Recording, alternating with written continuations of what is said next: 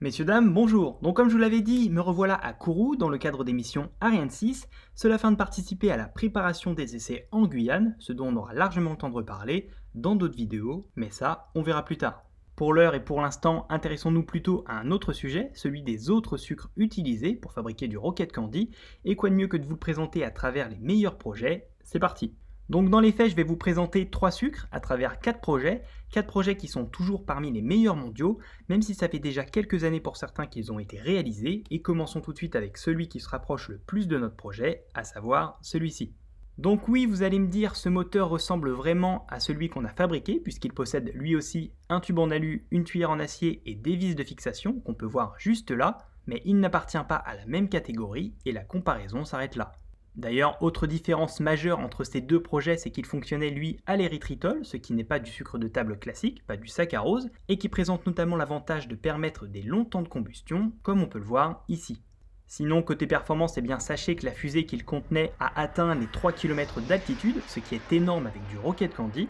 même si pas si élevé que ça, au regard des projets suivants dont on va discuter.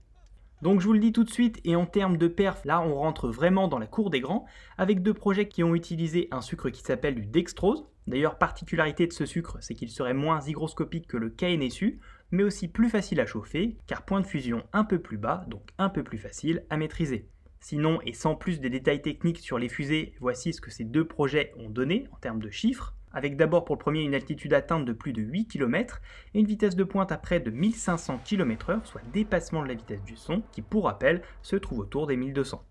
Enfin pour le second, en termes de chiffres, là c'est assez dingue puisqu'il est quasiment arrivé à l'entrée de la couche d'ozone, soit presque 18 000 mètres de haut, avec une vitesse max enregistrée à près de 2600 km/h, soit bien plus vite que le meilleur chasseur français. Bref, donc vous l'avez vu, on a déjà parlé de 3 projets qui ont utilisé 2 sucres différents, et il nous en reste à en traiter un troisième, largement popularisé dans le monde du Rocket Candy, à savoir le sorbitol. Donc pour ce sucre, j'ai décidé de vous introduire le projet suivant. Encore une fois, si vous voulez plus d'informations, n'hésitez pas à aller faire un tour dans la description, et passons désormais à ses nombreux avantages, et qui sont un point de fusion vraiment très bas, encore plus bas que le dextrose qu'on a vu précédemment, une sensibilité au KN plutôt faible, tout comme l'érythritol qu'on a vu également, et enfin dernier point qu'on peut citer et qui me paraissait important à souligner, des essais ont été menés récemment et il semblerait que certains additifs, notamment le SLS, abaissent la tension de surface du KNSB, donc sa viscosité, et ce qui le rendrait extrêmement facile à mouler, notamment pour des plus gros batchs comme ces derniers.